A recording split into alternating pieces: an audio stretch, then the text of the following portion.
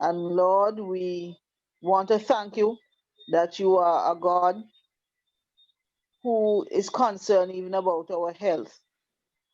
So we ask, dear God, as what Pastor Gardner leads in this session, that we may gain information, that we will be able to live healthier lives, recognizing when our bodies are healthy, we will be able to work more for you. We beg that you have mercy on those who are on their way to this seminar. Those who have internet challenges, we are asking, Lord, that you pave the way. And whatever we would have shared, and not only that we applied, but we'll be able to use it for ministry, so men and women can come and have a healthy relationship with you for Christ's sake. Amen. Amen. So we'll now turn over to Pastor Gardner. Thank you, Sister Joseph. Good night, everybody. Welcome to our health talk for this evening. And we continue on our area of stress management. I'm going to try to share my screen. Everybody see my screen? Not yet. No?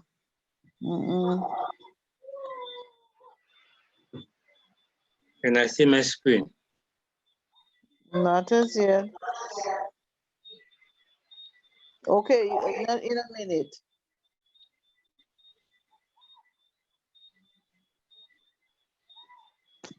Is there anything there? One moment, dear Pastor.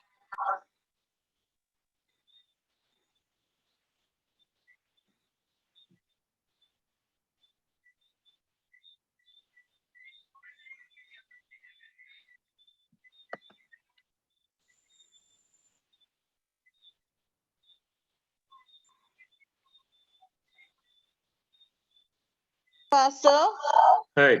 in order for you to share with us, so you can share. Huh? We're gonna make you the host so you can share. Okay, now I see now. Okay, try again, Pastor. Okay, you're sharing now. Okay. Everybody see now? Yes, we can. Okay. All right, so we're on session 2. The last time we're here, we're looking at the Concord factor, where we talk about peace and calm on the inside, but stress on the outside. All right? So, and tonight we're looking at the lighthouse factor. All right? The lighthouse factor. Before we continue, just to recap a little bit from last week. Can anybody remember the ABCs of stress? Quickly. What's A?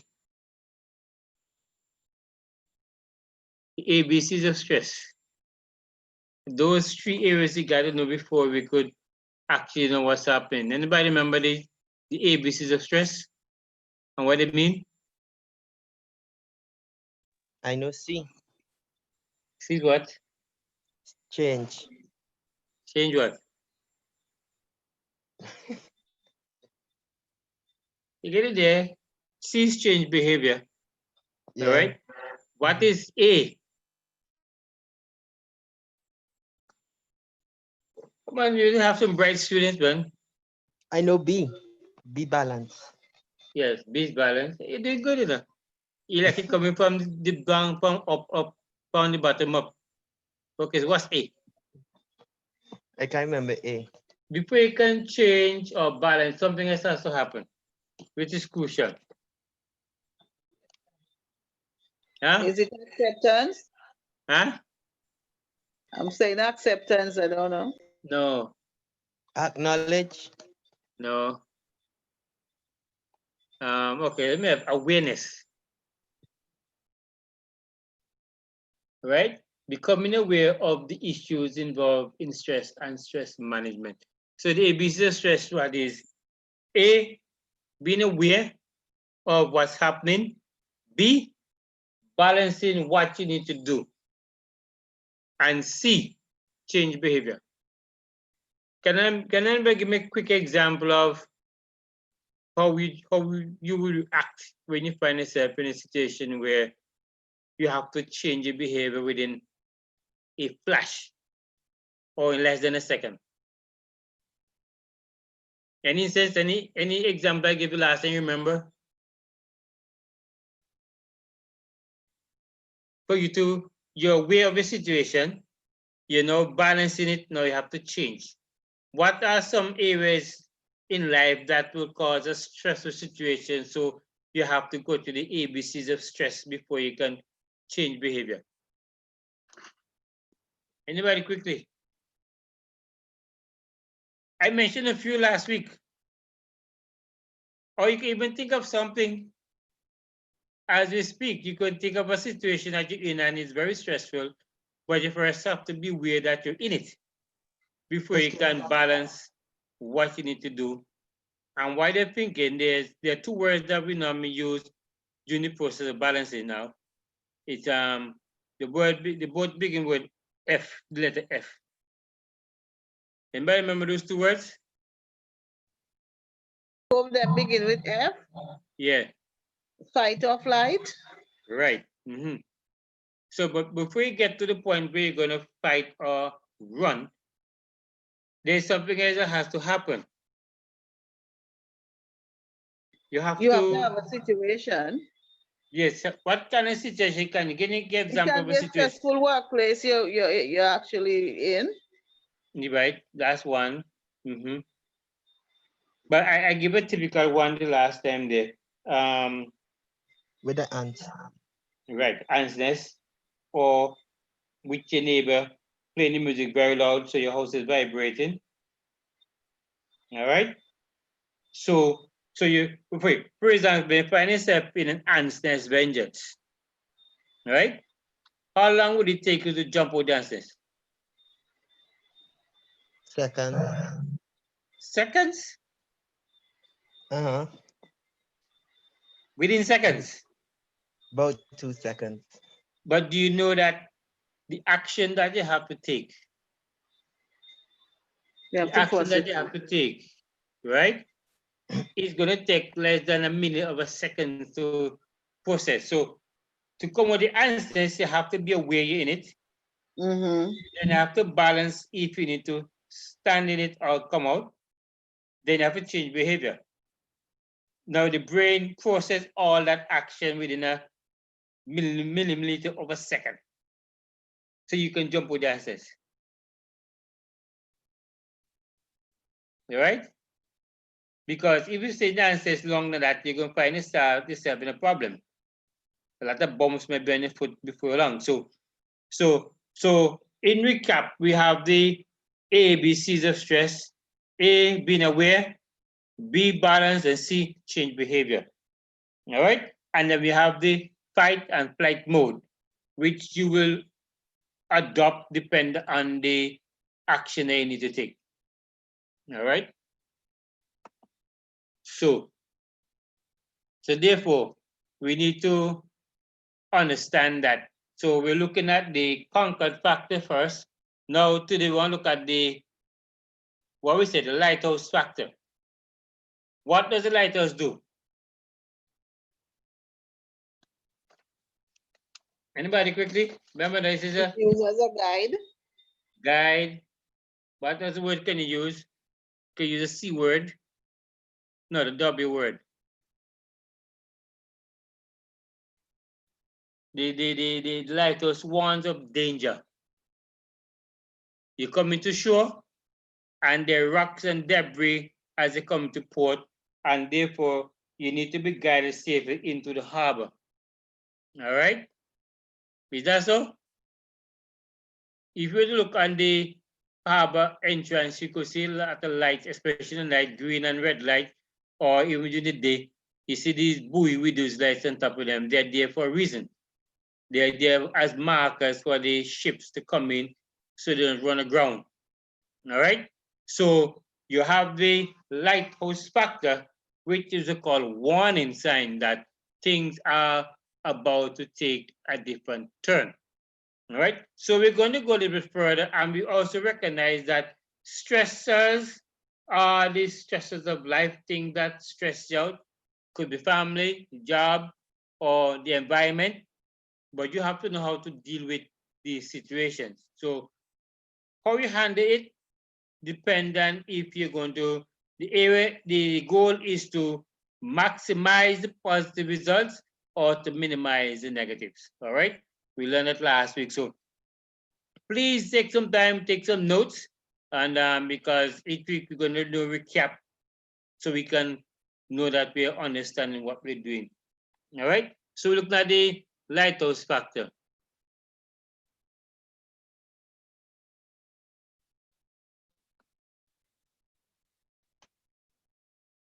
All right. So we have the lighthouse as the guide is shaping. Now the lighthouse factor. Think of the 7 keys of stress management as lighthouses. All right. So we're going to look at 7 keys tonight. All right. Lighthouses that we can ignore only at our own perils. Now, if a ship is coming in laden with goods or is a cruise ship with passengers, and they were to ignore the warning signs, what do you think will happen? Hello? Anybody? Remember, this is a discussion, a talking discussion. So They'll if you were to crash. ignore the warning signs coming to the port, what will happen? They'll crash. Right, you'll crash, you run aground, or you could damage the ship, you take in water, and then you'll have to evacuate all the passengers, and then a lot of risks involved, financial risks involved, insurance, all kind of stuff involved. Of course, there might be lawsuits too because people are going to sue for damage and people might get damaged in the process, right? So you don't want to ignore these things. Now, you say Breslow health habits and longevity study. Now, Breslow, a psychologist, looked at the longevity of life. They studied over 7,000 people over a period of 9 years. Right? Studies how the observance of the 7 laws of health or 7 health habits affect how long people lived. All right? Now, look at them there. The question, do you smoke? Do you drink alcohol? If so, how much? Do you exercise? If so, how much? How many hours do you sleep? How much do you weigh? How often do you eat breakfast? And do you snack between meals? Right? We can turn these down into statements. No smoking? Well, I shouldn't say that because we don't smoke. All right? Moderate or no use of alcohol, but we don't usually, we advocate the abstinence of alcohol beverages. Regular physical exercise.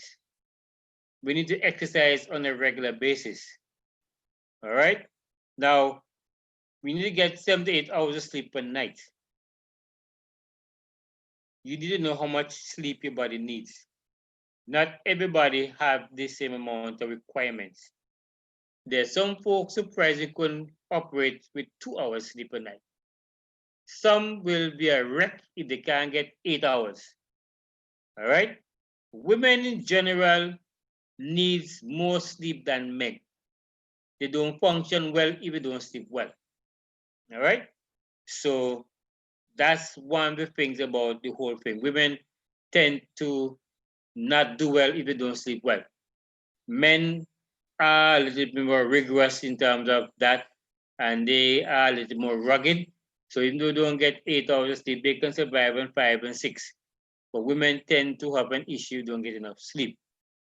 Also, you want to maintain a proper weight. You want to make sure that your weight level is where it should be.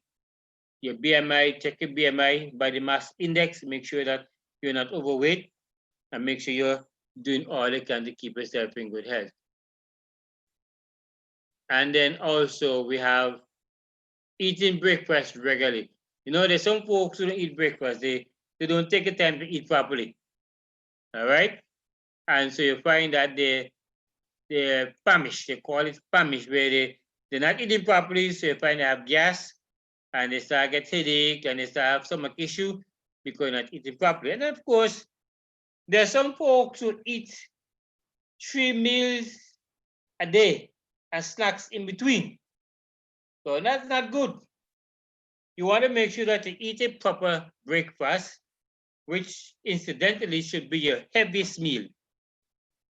All right? So your breakfast should be your heaviest meal. All right? And your lunch, less heavy, and your supper, like a pauper, like a poor. In other words, when it's time for you to rest, one author says that when the sun is setting, the body is shutting down when the sun is going down. When the sun is rising, the body is opening up. So the more you eat at sunrise, is the more time your body have enough time and energy to work on that for the rest of the day. But when the sun is setting and you start to pack it in at those hours now, the body is already closing down, getting ready for sleep. So the digestion goes down, the process of digesting food stops to some extent. So what happens there? When you eat late, and then some of you like to eat and go sleep as soon as you finish eat. No, the rule of thumb is that you eat and you go to sleep 5 hours after you have eaten, which means you will have given your body sufficient time to digest the food. So you don't want to be eating late and then going to sleep because it's already late and you don't want to sit up. All right? I try not to eat and sleep. If I eat late, I have to sit up. Simple as that. If I eat after 8, those kind of times, it might be early for some people, but it's kind of late. It means that I have to up to midnight so that the food can digest. All right? So I want to keep that in mind. Now, you could feel free to ask questions anytime. We have to learn. All right? Now, according to Breslow study, health habits, percentage of death in 9 years, women. All right? And you notice the chart there. We talk about the amount of folks who have died, right? Because of poor dietary choices, poor lifestyle. So you want to make sure that you follow the laws of health and to make sure that you understand what is happening there. So we see there the color scheme, 5.1%, right? In 9 years, 7.2, all right? Then 7.8, then 10.5 and 12.1. All right. So you want to make sure that you keep yourself in good health. And then the men, you're not forgetting the men. The men too need to understand that their habits, men die younger than women, and on average, women are living longer than men. So men, you need to make sure that you keep up. All right. The result of lifestyle factors. 10% live healthily and die young. All right.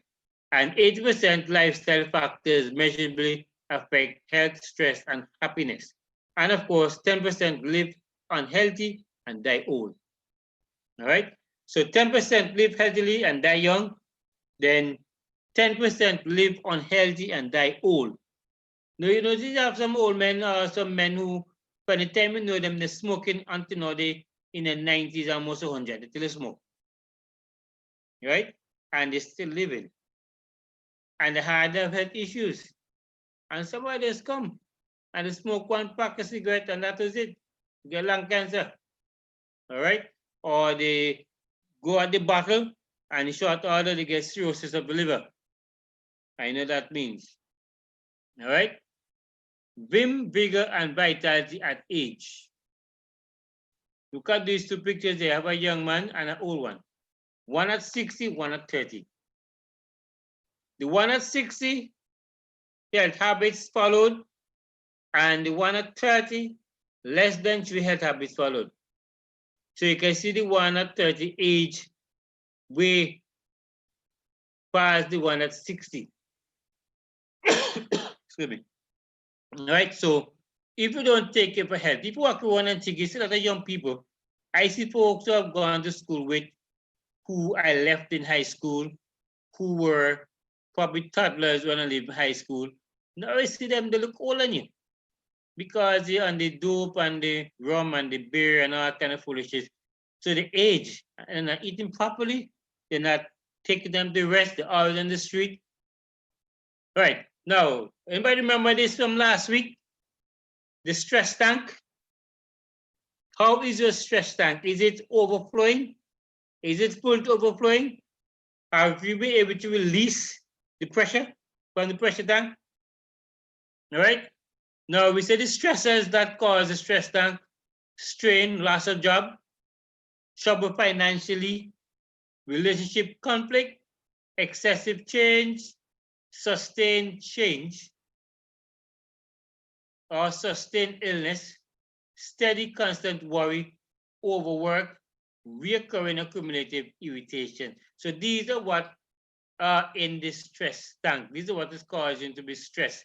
These stressors: strain, loss of job, trouble financially, relationship conflict.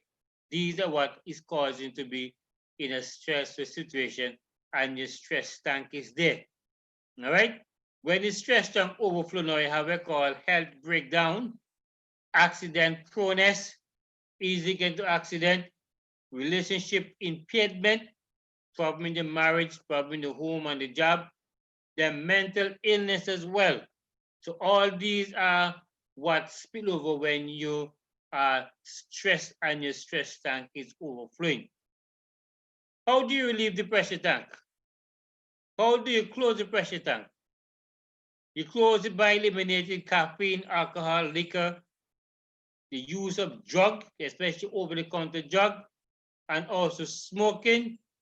And also you want to make sure you can escape and be in an environment where you can help to change your behavior. And that's where the ABCs come back in. Know that you're in a situation and you need to come out of it. Now, the stress tank size depends on a number of factors. One, the conditions of health.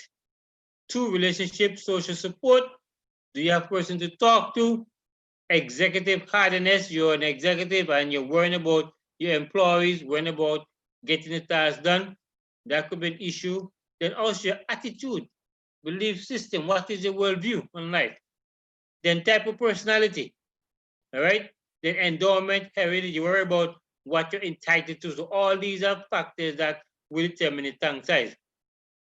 So how are you going to release it? Open the pressure valve, release valve. Release that through prayer, spiritual connect centering, relaxation, exercise activity, viewpoint, eating healthily, neighborly love, loyal friendship, loving relationship, time management, and organization. So you're seeing here that you have this stress tank, and you see what causes stress tank to overflow, and you see what could cause breakdown, and you're seeing what conditions the tank size will be to cause the health to be weighted, and you see what you have to do to relieve it, and what you need to let go or to eliminate to enable you to reach better in your health. All right. Now, the lighthouse factor. Think of the 7 keys of stress management as lighthouses that we can ignore only at our own risk. Right?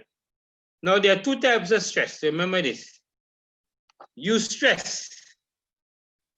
Right? Eustress, which is beneficial stress, the spice of life. You want to make sure maybe running, exercise, cycling, swimming. These are the stressors, but they're good stress. All right?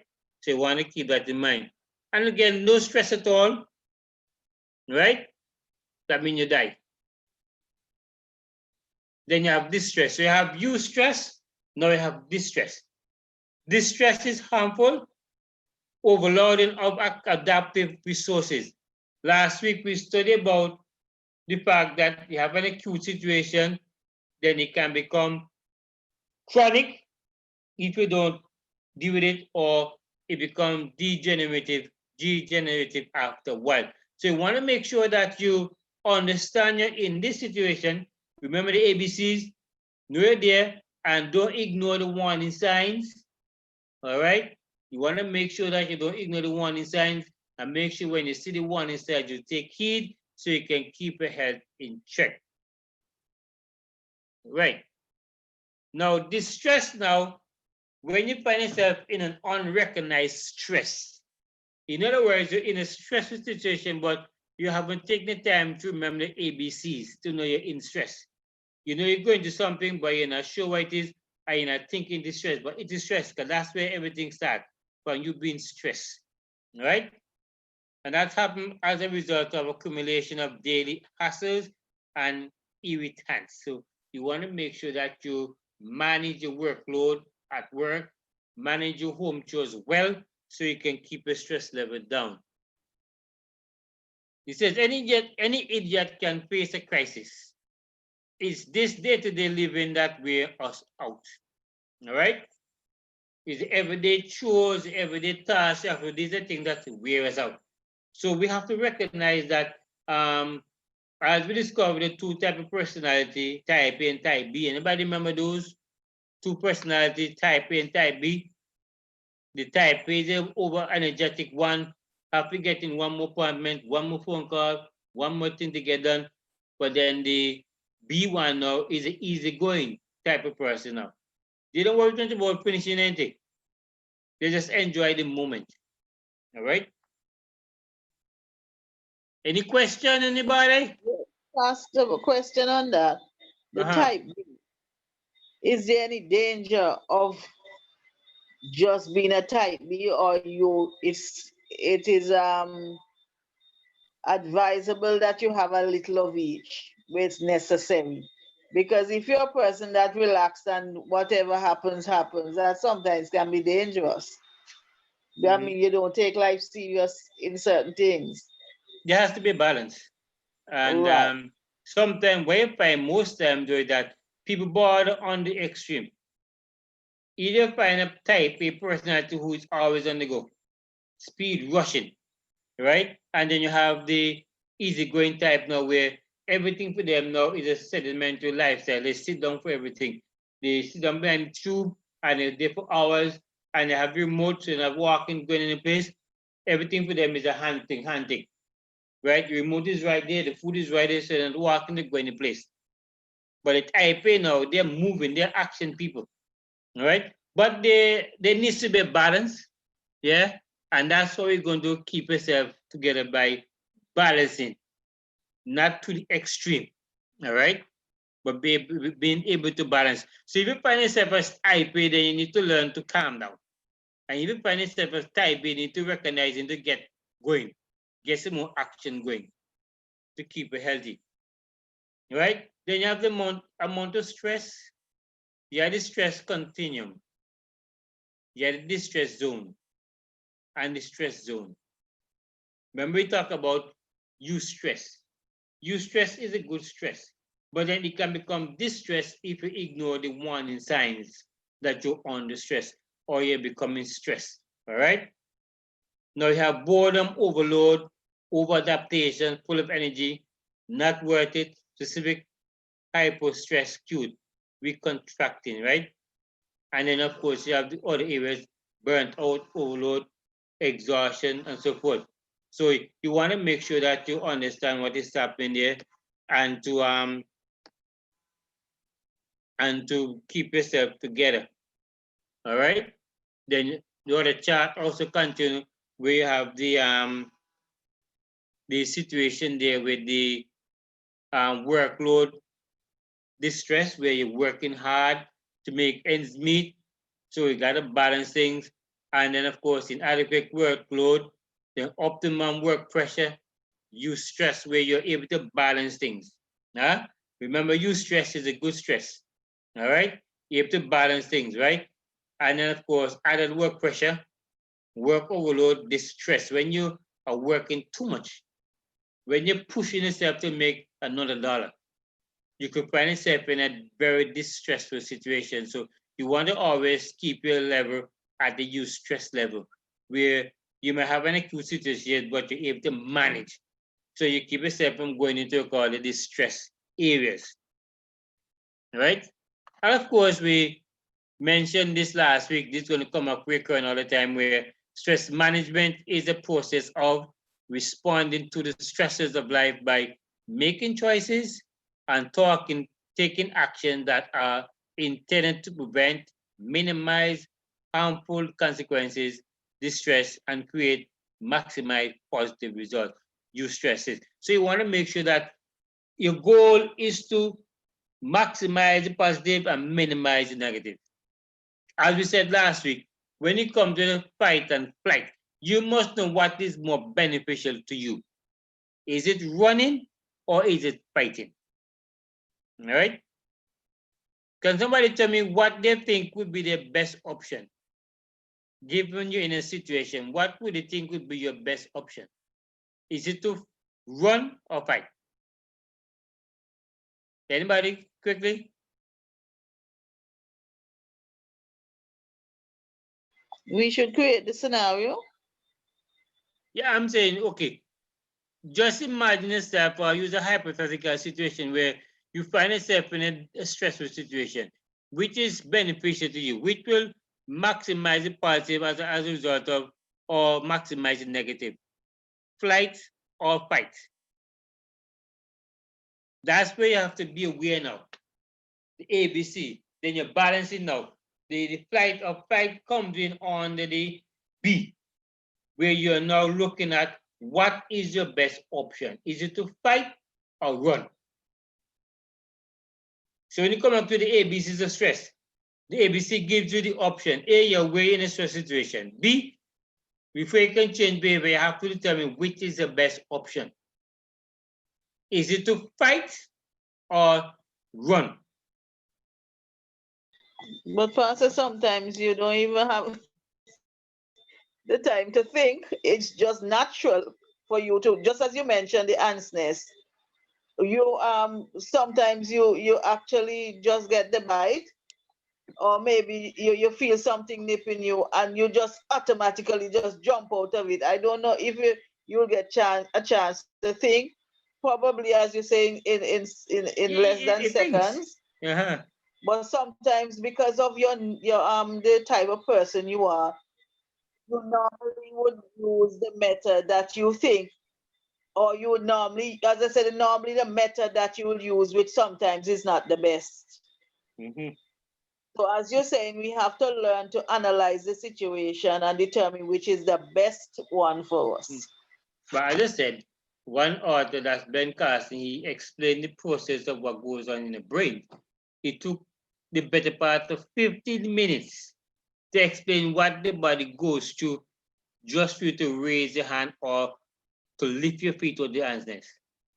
Right? But then it takes you less than a second to make the decision. The body sees and recognizes danger way ahead of time. So when you think when it takes you less than a second to jump out, the brain's already processed the ABCs. The brain already processed the fact that you're in anxiousness. You're aware of that. You have to process the fact that you need to come out, and you don't process the fact that, look, you need to change behavior. All of this happening before you jump out of there. We are fearful and wonderfully made. There isn't any situation where reflexes take take hold of the situation for you? No, but whatever it is, it happens that fast. Oh, okay. It happens that fast. It's like somebody throw an object and it's almost hitting your eye, and you're able to put your hand to block the object. You know, all the process the brains go through before you move your hand. That's what I said. It takes about 15 minutes to explain what happens, but the body is taking less than a second to execute it. That's why I say we're fearfully wonderfully made. All right?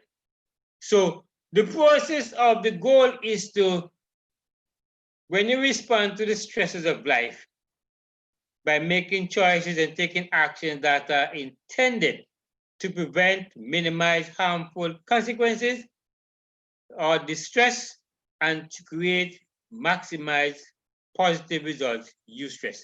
So the goal is to make sure that you find yourself in a EUSTRESS situation. Then we give a look at our stress tank again. They keep coming up because we're still on the stress. And as we see the stress tank, we see what causes, what the stresses are, and we see the tank size, and we see the overflow valve, and we see what could cause the things to get worse, and we see what could bring relief. Prayer is one of those things. Prayer is the first one, relaxation, exercise, and so on.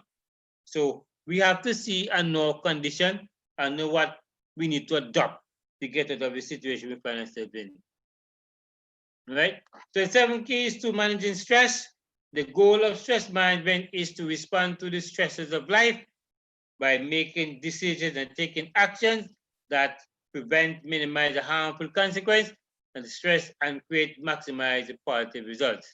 Use stress through a balanced integration of the 7 keys. We have relaxation. All right. You want to relax.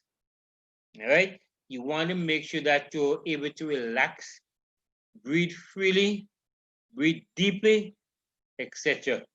You want to make sure you get your relaxation. And exercise. How exercising helps?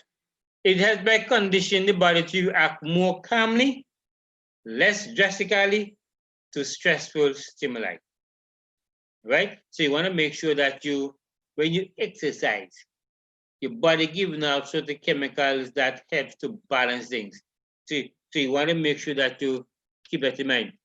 Also, it helps body function return to normal more quickly after the stress reaction. Right? So exercise helps. Now, the stress reaction. This is the alarm stage. All right? You find yourself in a stress situation, this is the alarm stage. You're ready to fight. All right? But before you can do that now, remember this chart from last week?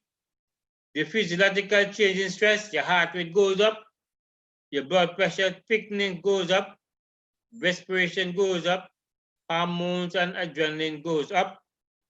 All right? And blood sugar goes up, muscle function goes up, senses keener, and look at digestion goes down.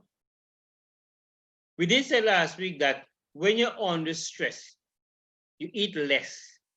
We're not saying don't eat at all, but you eat less. Why? Because look at the postage digestion is going down. So if you pack it in, the body is going to store that as fat. And you don't want that to happen.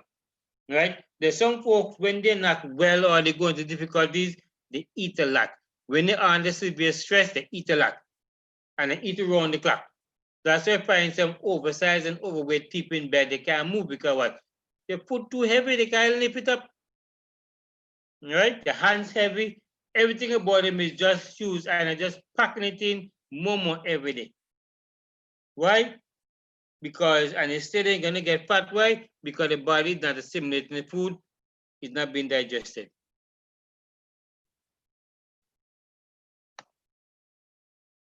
All right, so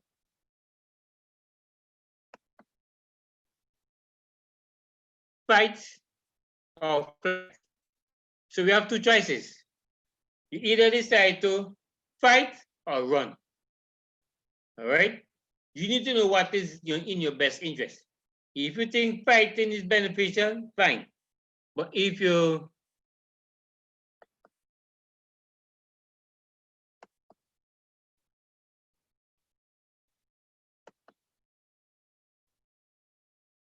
okay. All right. So we see here that you need to make up your mind if you're gonna fight or if you're gonna run. All right? They say he who fights is running will live to fight another day.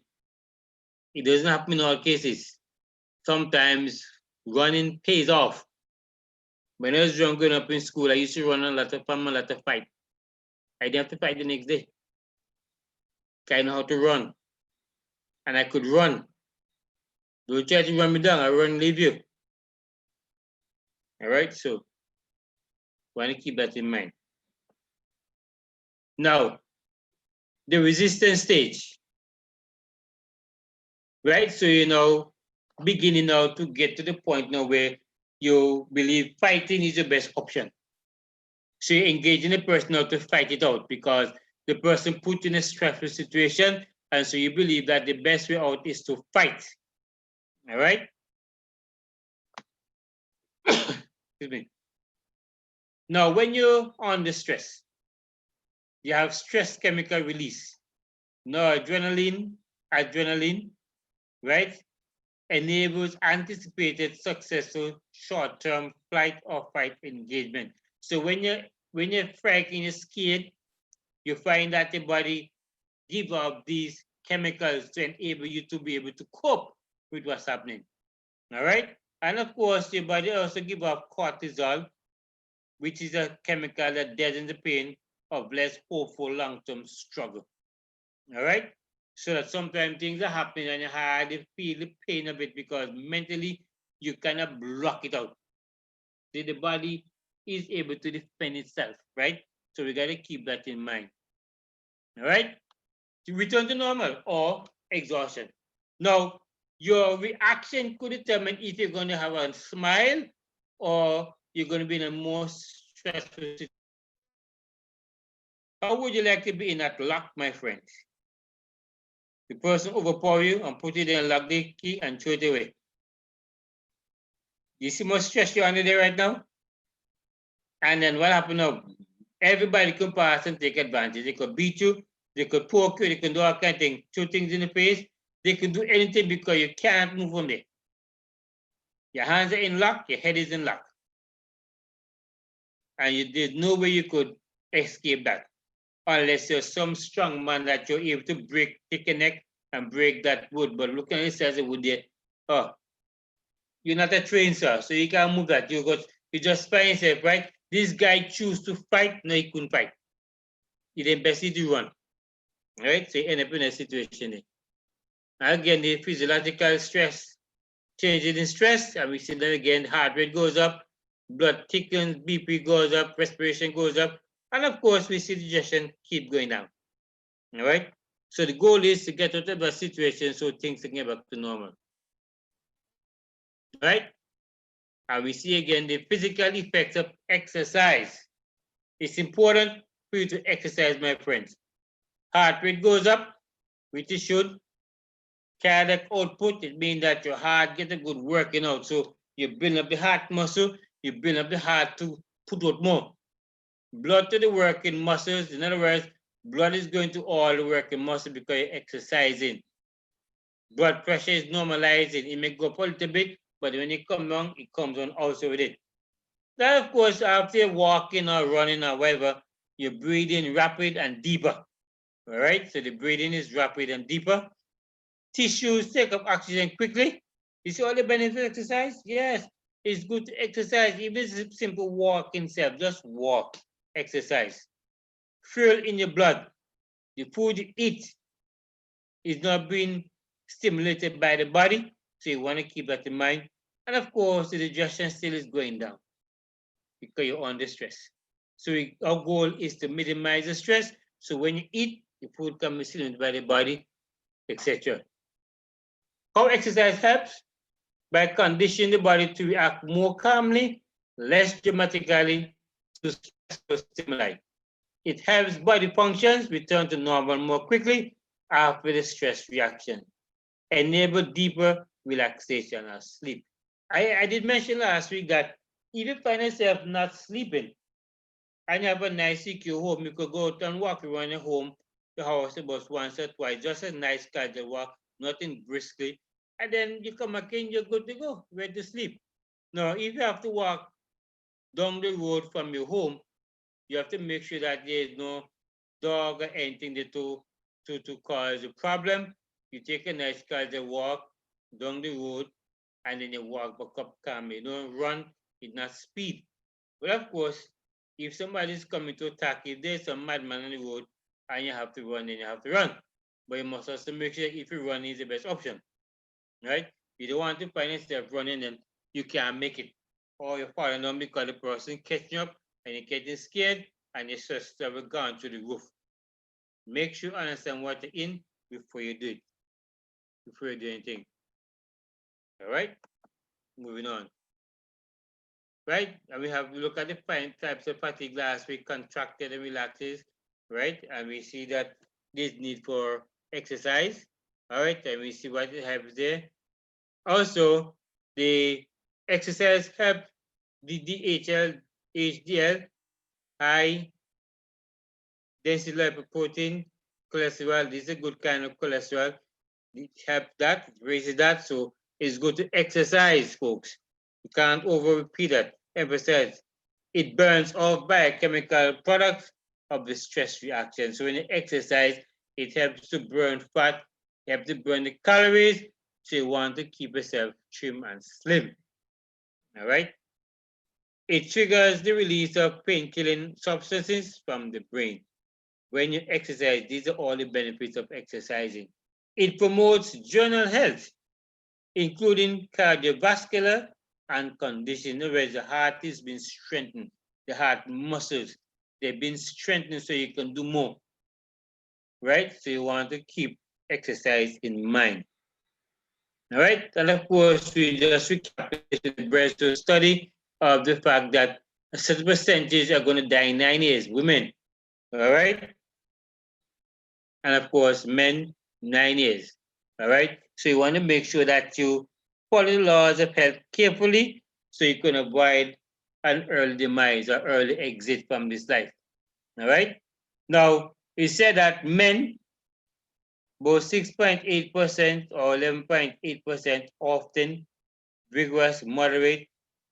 Then you have 12 and 15, sometimes vigorous, moderate, and 18.6, never. So 80% of folks do exercise, right? It is important for us to exercise.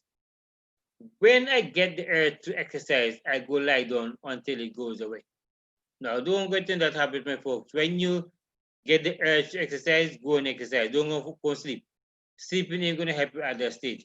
It just compounds the problem. So make sure that you understand what situation you're in and you're able to cope with what is happening. How to manage stress by exercising? Aerobic exercise desirable. All right. Now, aerobic exercise, you must have it frequently, 3 to 6 times per week. Intensity, sweat. You gotta sweat it out. It's not a casual move. You gotta work those muscles, those hands, those feet, those neck, the head. Everything gotta work for you to sweat. All right? And you're gonna take about 20 to 60 minutes warm up and cool down. In other words, you're gonna take a few minutes to warm up, then you go to your exercise, and then take a few minutes to wind down. Because you don't want to damage or injure yourself. All right? So you want to make sure that you understand that. And of course, before you begin an aerobic exercise program, it's important to check with your doctor to make sure that it is safe for you. Now, the many folks you find around the stadium when they play exercising every morning, and then you find you don't see them sometimes. Why? Because they start very rigorously. They start too much. And they have to cut back, and then they get discouraged, and then they stop exercising. You want to make sure you do it in moderation. You start slow, do small things first, then increase as you go along. You don't want to find yourself in a situation where you're doing more than you're supposed to do at a given time. All right, so you can choose which activity enjoy. You have lawn tennis, yes, also cycling, or you may want to go to the beach, take a swim, or you might just want to walk, yeah. Or you want to do some gardening also. Do some gardening is good exercise. Yeah, you keeping all those muscles in check. Then of course, fresh air is desirable. Make sure in the open way, get a fresh breeze, right? And raise general level of activity. Raise your level of activity, folks. Do not sit down and do everything. Get up, walk around, get those muscles going so that you can have a balanced life. Activity raisers. All right. Instead of using the elevator, use the stairs. I know nowadays we get lazy and we tend to think that the elevator is nice, so I'm going to ride the elevator. Right? Stand instead of sit. Park further from the store. I know we're going to catch some folks with that, especially ladies. They like to park right in front of them to the store. But it's good to walk from a distance. Because of course, if there is danger, you're going to get it first. So the further away from the danger zone, the better for you. All right? Walk instead of hitchhiking ride, especially when you're going to a short journey. Pace and phone calls. You don't have to answer every call now. All right? The aerobic housework. Find work you can do that will increase your activities, your exercise activities, your aerobics. Then sneak activity into creativity. So you want to make sure that you be creative and that you're getting the required amount of exercise so you're tone up your system. You're able to get a head start to make sure you keep yourself in check. Of course, again, this reminds of the stress time. What causes the stressors? What are they? And this is right there: loss of job, financial trouble, relationship conflict, excessive change, sustained illness, steady constant worry, overwork, recurring accumulative irritation. So you want to keep reminding yourself of this so you can keep yourself abreast. Right? And of course, we keep talking about the area of what's the real reason of this thing is to maximize the positive and to minimize the negative. Then we have timeout or organization. Right? How time management and good organization helps. One, can give you more control.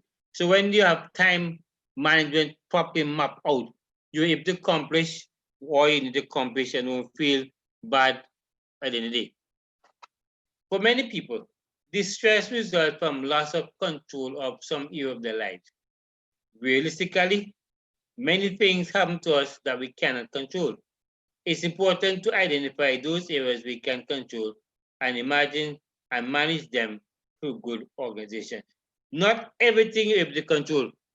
You control what you control or manage what you're able to manage and leave everything else to God and to somebody else. All right? This is the sincerity prayer. Lord, grant me the serenity to accept the things that cannot change, the courage to change the things that can, and the wisdom to know the difference. Now, time management can give you more control, can help prevent the stress, the harm that results from stress, overwork, or overload. So you want to make sure that you understand what is happening, and you need to take time out, manage yourself properly, make a to-do list, and try to stick with it as much as possible. Can create eustress through the challenge and activities of the satisfying soul. So people who have been successful can be an encouragement to those who are struggling, etc. Start the day slower earlier. All right. Those of you who can get up early, do devotion, take your time, meditate on God's word, start the day well, and manage the day well. But when you do that, you are guaranteed of success. Limit number of decisions required. As I said before, the type A personality, they want to pack in everything in one day. They're task-oriented, right? They're driven by the fact that they like to get things done, and so they're going to push and push and push, all right? This is average American adult is assaulted by a minimum of 560 advertising messages each day. So you know, on the cable network and all these channels, when you put on TV now, is that a commercial or kind of thing to overload you? So you got to be aware what your surrounding is. Avoid decisional overload. Don't open most junk mail. All right? Turn off radio on the way to and from work. New TV commercials. These are some tips there. Then it says regulate the amount of intensity of activities. So you want to make sure that you understand how your body works, know what your body can take, and do what is required. All right? Make sure that you're managing well. Use phone answering machine for calls. Right? Use those machines for calls.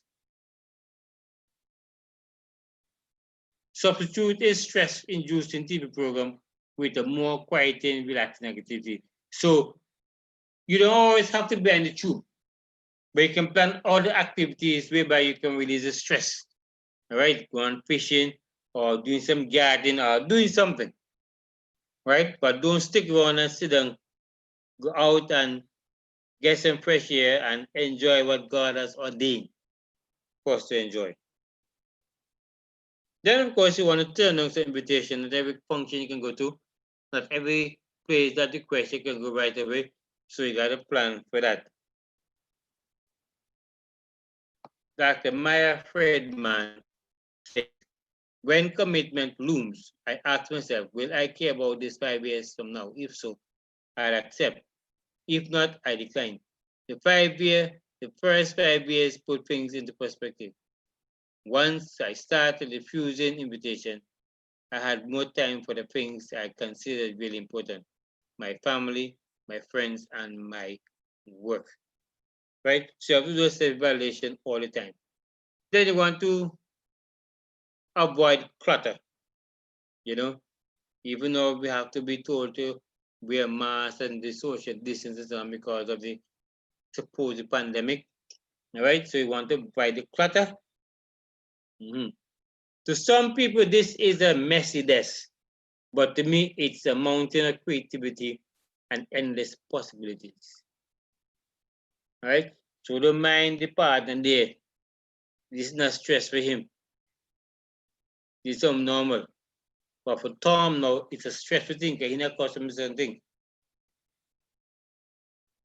Then you're going to avoid high stress, regulate the rate of change. In other words, when you've been aware and you're balancing now, make sure that the decision you come up with is going to be beneficial to you and others.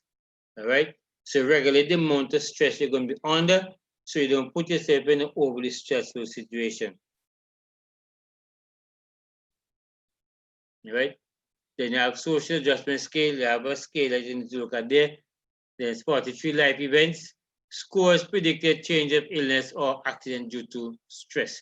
So stress brings on disease. So you got to make sure that you get rid of the stressful situation as much as possible. All right. Any question? Then he says, don't overbook your work schedule. All right. I'm not sure time is just about gone. All right. So if your calendar gets too full, don't be reluctant to reschedule some things. It could save your life. So we want to make sure that we don't get like the A type, but a balance between A and B so that you're able to make the right changes. You're able to make the right choices to minimize negative and to maximize the positive. All right. So you see, there's an example of a to-do list on Monday. This is yesterday. 8 a.m. carpool, 9 a.m. appointment, 10 a.m. meet with board, 11 a.m. presentation, 12 p.m. business lunch, 1:30 p.m. meet with client, then 3 p.m. doctor appointment, 4 p.m. pick up dry cleaning, and 4:30 take kids to soccer, and 6 p.m. fixed meal for dinner party. So you see here that you have to have to the list. Right? I took the time to go to that so you can recognize that, look, you need to have a do list. I need to make one myself too. Then eliminate personal debt. All right? Eliminate personal debt. All right? None of us like to be in debt. Right? So we want to make sure that we eliminate all the debt situation parents have been. So we can concentrate more on Christ and it's coming. In Proverbs 22:7 says, the borrower is a slave to the lender. All right? Yeah, the borrower is a slave to the lender. The lender will make money in interest. Rules of thumb. I don't charge a depreciating item. Make sure the item is new brand or next to new brand. Don't borrow to invest in speculative ventures. All right? Don't borrow to invest in speculative ventures. Proven step to eliminate debt. Incur no new debts. When you pay off your smallest debt, add the amount of that monthly payment towards the retirement of your remaining smallest debt. All right. Continue following step 1 and 2 until you're last debt is paid off, right? So that's talking about debts that we incur from time to time. All right, then you want to manage your time to achieve challenging, rewarding, high priority goals. So you want to make sure that you have to achieve your goals as much as possible. And you want to make sure that whatever you do, you secure yourself by time management. All right. And then the accomplishment of what's most important to you, determine your goal, make your list, know you go 1 year from now, know you go do 2 years from now. It's important that you might not live to see the time, but jot it down is a commitment you're making now to keep yourself intact. All right. A goal is a dream for which we have been set a date to become a reality. What long-range lifetime goal would you like to accomplish? You have to put that down. Yeah. What are the most important things you would like to accomplish in the next several years? You gotta jot those down. If you knew you would not live longer than 1 more year, what would you want to be sure to not to leave behind or to leave undone? See, if you know the master call and say, brother, I'm coming for you tonight or next week. What is it you'll do? Why you need to just continue living the way you live? You don't have to do anything extra. If you're a Christian, continue to live like a Christian. All right? If you're not a Christian, the urge has become one. All right? Then you see there's some goals that the author have there in terms of what you're going to do. Right? And then priority setting, what's most important to you? All right? If you could accomplish only one thing, what would you like it to be? That's the first priority. If you could accomplish one additional thing, what would you want that to be? That's your secondary priority. And then etc. So you want to make sure that you understand what is happening, right? You can always revise the goals and priorities from time to time, right? If you don't set priorities, other people or circumstances will set them for you. So if you don't know what you want to do, they're those who are going to set their own agenda, not so much to benefit you, but to benefit them.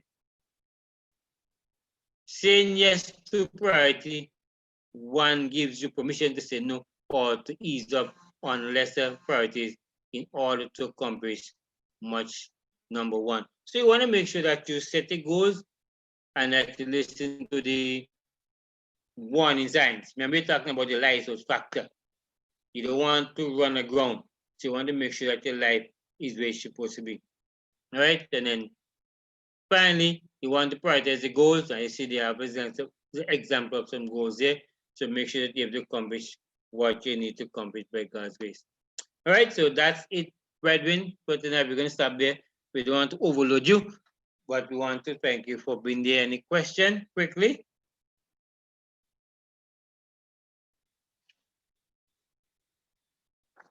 Anybody? Any question? Any concern you have?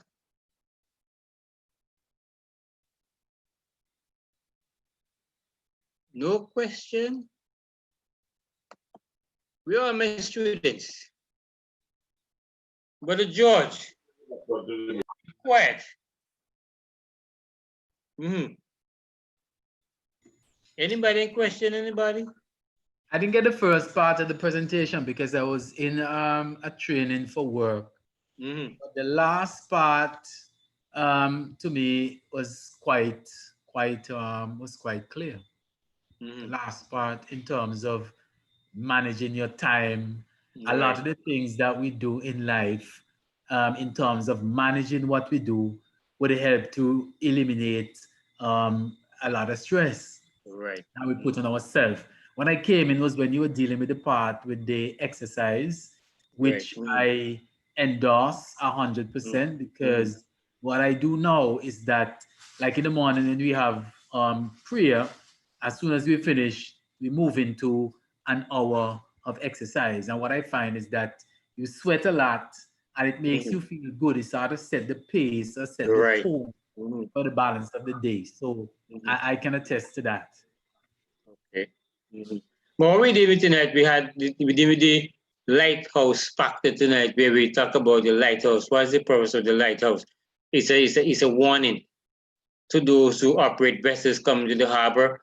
There are different warning lights. So tonight was focusing on the warning signs of what could cause you to be more stressed. Are you observing the warning signs? Are you taking heed to exercise, rest, and so forth? So we basically wanted folks to recognize the simple things you need to do. Eat right, not eat between meals, eat a proper breakfast. We talk about the breakfast should be the biggest meal of the day. But most folks don't eat breakfast. And you find eat a heavy lunch and then eat a heavy dinner.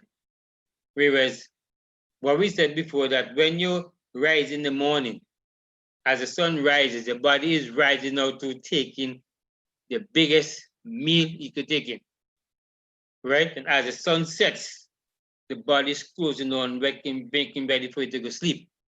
And we also said that you should have your last meal 5 hours before you sleep. Maybe 4 hours stretching, but 5 hours. That gives the body enough time to digest the food. What you don't want to do is to go sleep and your stomach works. 5 hours? Hello? Past the 5 hours, you want me to die? No. I'm very greedy. That's how the body functions. They be told the fifth and wonderfully made. So the body is going to take between 4 and 5 hours to digest the food.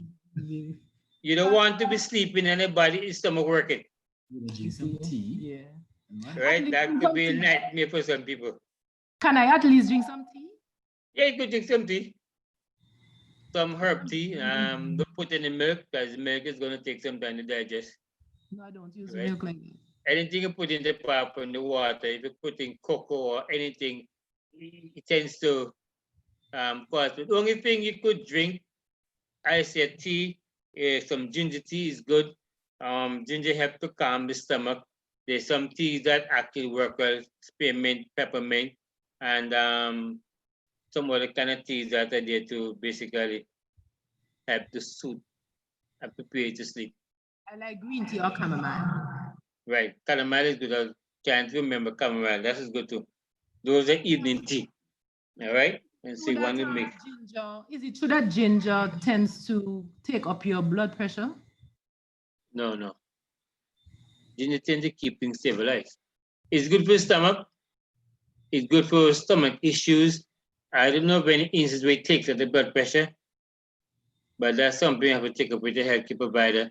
If you use ginger, it takes up the blood pressure, then you gotta eliminate it from your system, right? But I don't know that ginger takes it up. I know it regulates things, it keeps your stomach good and so forth to go along, right? And to add to what you said with the breakfast, breakfast, I can attest to that because that's my biggest meal. I'm very big on breakfast. What I find though is that it builds up your metabolic rate. When you do eat your breakfast, it builds up your metabolic rate so you burn your fat faster when you take in breakfast. Right, and other than that, but you have energy to work for the whole day, and then by the time midday come now, you eat less. You don't have to eat as much, and then when supper time come now, you don't even have to eat. Some folks can survive on 2 meals. Sometimes I eat 2 meals a day.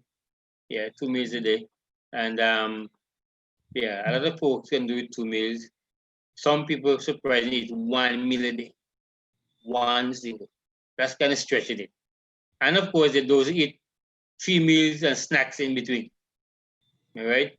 And we shouldn't really snacking. Yeah. Snacking is not good for the health. All right. It doesn't matter what it is, whether it's sweet or gum, even fruit or something. What this does is it slows down the digestion. So if you eat breakfast at 8 o'clock or 7 o'clock, and then you start to snack something at 9, what it means that the digestion is interrupted. And so the food is going to stay long in the stomach when you do that, because the stomach is going to start to digest what it needs to digest first. Some authors say that the food it last, the stomach starts to work on that. Because the minute you tell yourself that you need to eat something, the brain sends a message that the stomach is now preparing to, so the whole process of digestion starts again.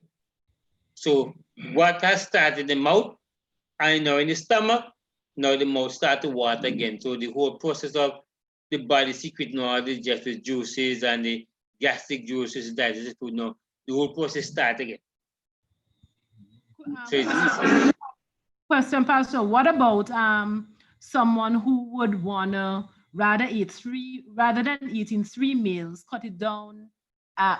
What should I say? Cut the meals to smaller portion and taking 6 small meals per day. But sometimes some doctors, depends on the person's situation. If you have a situation where you have acid reflux, there are some doctors who will tell you to eat smaller portions, right?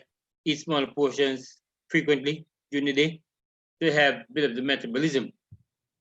After a while, your body should have built up the metabolism so that you can go back to normal. You don't want to keep on that kind of regimen where you're eating every minute or every so often. That's just supposed to get you back in balance, right? Sorry. So some doctors recommend that, but it's supposed to for a period of time. It's like it's a therapeutic process then to get the stomach in a position where it can metabolize the food fast. All right. I'm very happy that I asked that question then, because I thought that was the better method of the two. No, it's just to get the body to build up the metabolism. But when it's built up now, you're supposed to go back now, because what you're going to do, you're going to keep on offsetting the digestive process. And remember we said when you're under stress, everything goes up and the digestion goes down. All right? So that you don't eat as much, because the excessive eating is going to cause buildup of fat, because if the body is not digesting the food, it's going to convert into fat, and you don't want that. Also, me greedy every 2 hours I'm eating. Well, you got to understand what is happening to your body. When you eat every 2 hours, the digestion just start over again. But I can't eat a lot at one time, so I don't have a choice. Does it affect you negatively? Well, if it works for you, fine. You know, I know doctors just tell me eat small portions, right? And I tried, but this eating every 2 or often, it caused a problem to be coming back. So I just cut it off. I just stick to what I can eat, and eat a good breakfast, eat a good lunch, and cool out. And I'm good. Okay. I'm working on it. You know, you have to know what your body can take, what your body cannot take. Right. And that's what I'm doing right now. I'm learning to cope with what the body can take and learning to eliminate what it cannot take. Right? Because as we get older, the digestion of the body, some things the body not digesting properly. And we have to understand that the body is not going to digest everything. As you get older, the digestive juices slow down, the gastric juices slow, everything slows down. And so you find that there's certain foods now that take longer to digest, and then you have heartburn and acid reflux, or they call it GERD disease, where these things set in the system, and you always find yourself popping some antacid, which again compounds the problem. You shouldn't be taking an acid, because that's not what is happening. When you have acid reflux or heartburn, it's a signal that the body doesn't have enough gastric juices to digest the food. So you have to increase that to digest the food. All right? And I use the illustration of a battery. You have a battery that is weak to turn off the car engine, but then if the acid in the battery gets a spring, it burns it. So whereas you have the heartburn, even though it's burning oesophagus, because the oesophagus is not lined like the stomach. So the acid in the stomach doesn't burn the stomach, it burns the oesophagus, because the windpipe is not lined like the stomach. So even if it burns here, it's not powerful enough to digest the food. So what you have to do now in elderly folks, now what you do, you give them beta hydrochlorine. That's a tablet that helps to increase the acidity so they can digest the food. and increase the appetite so they can eat. That's why there's some folks who don't like to eat because they don't have any appetite because they're not getting the food digest, so they can't eat nothing more because it's not digesting properly. But if you give them beta hydrochloride, that will increase the appetite, the food will digest, and it starts to pick up and eat properly. Right? Anything else? Yeah. Pastor, I want to refer to the suggestion that was made with regards to ignoring certain calls. I used to do that because I'm going through a situation I don't want to really talk. But I've learned to answer the call and let them know I'm not in a position to talk.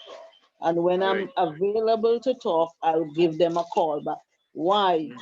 Because the person will say to you, I call you, but you're not answering. And that opens a window for us to lie.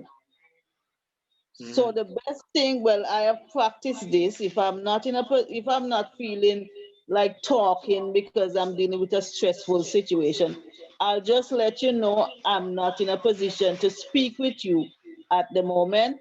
I'll call you back. That's what I use. But you don't ignore it. You work. That's why the ABC comes into play. The ABC of stress comes into play. So you have to be aware of the situation. See what your best options are at that point in time. But you don't want to ignore it altogether. You got to make sure you know what you're doing and what you can do at this point in time. All right?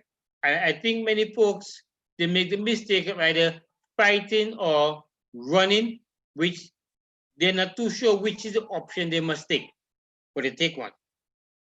And sometimes it works negatively for them or something works positive. But remember, the goal is to minimize the negative and to maximize the positive. Right? When it comes to stress management, the goal is to minimize the negative, maximize the positive. Okay, with regards to breakfast, remember we established that all of us are different. I was sharing with, I think, Sister Margaret, as a child, we were taught to work and then eat. So for me, my best time to eat is 10 o'clock. If I eat before that, especially a heavy meal, I feel sluggish. What would you say on that? Or what I find myself doing is just eating a fruit by 9 o'clock. And then by about 11, I'll eat 10, 11, I'll eat something else. Is that bad? If 10 is the time for breakfast, then eat a good breakfast. Because right now, I get up in the morning, I do some gardening up Gilbert's youth farm. So after worship by about 6 o'clock, I'm up on the farm, working until about 10 o'clock. And when I go home at 10 now, I sit down, eat my breakfast, a good breakfast, and then I start doing my other pastoral work and so on, go to meetings, visit people and so on, until in the afternoon again, I make a back up there. But I'm saying, if 10 o'clock is when you can eat your breakfast. Like me, when I'm working, I would like work from that time until that time. I can't work and eat and stop and eat, no.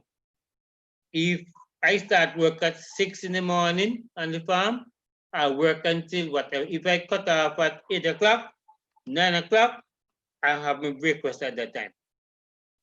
Because I can't eat and then go bend over like people do. No.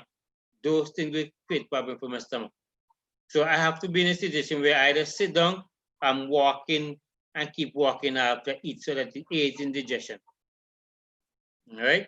But whatever time is comfortable to have your breakfast, eat a solid breakfast. Don't pick at something, eat something solid. Okay, you need that. If you're prone to niggeritis, then if you have an hour for breakfast or whatever, divide the time evenly so you can always go for a walk. Instead of sitting on the seat, go for a walk when you finish your breakfast. Not a brisk walk, but a slow walk. It aids in digestion and it keeps you from getting drowsy. That's how it works for me. If you want to see me sleep, let me sit down after I finish it. I'm gone in 2 seconds. But the minute I get up, I'm going to go. That's why we start now. I was telling my wife, when I finish it, I'm going for a walk. If I sit down there, I'm gone into dreamland. which is not good, right? So, and then of course, I suffer from acid reflux from time to time. So I have to really do what is best for me to keep myself out of that stressful situation. All right, it's 20 past, almost 25 past. All right. Any more questions? And we'll want to thank you for joining. And I'm looking forward for seeing you next week. We will continue another topic. And we want to, I wish there's a workbook that goes with it. I wish we were in a setting where we could have a company workbook. But maybe one of these days we could do that. There's a workbook there, mind and stress. Yeah, and it'd be nice to have the company workbook, of course. I have several copies of that when I did that program there, so it's there. But maybe one of these days, when things get back to normal, we could have a in-house sitting where we could give everybody who come and participate a workbook and we have a nice study together. All right, thank you so much. So Josie, back to you. Okay. Want to thank everyone for coming out or joining the session. It was very informative. And we just have to ask God to help us to apply them, because in our own strength we can't. And you can share the information with others, as I established early on, and invite them to come on Tuesdays so they can benefit or get the first-hand knowledge of what we're sharing here on this Zoom platform. So at this time, we'll have our closing prayer.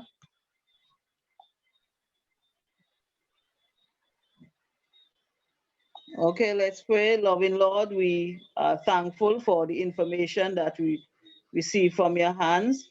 We ask, dear God, that your Holy Spirit may help us to apply them where necessary. We ask, dear God, that you continue to be with us. For those of us who will be taking our rest, we ask that you may help us to keep our minds stayed on you. Help us to make sure that we confess whatever we would have done throughout the day that is unlike you. And we ask, dear God, that you give us a pleasant night's rest and protect us while we are unconscious from the attacks of the enemy. And accept our praise with thanksgiving for Christ's sake. Amen. Amen. Next time. Good evening to everyone. Okay, good night. Good night.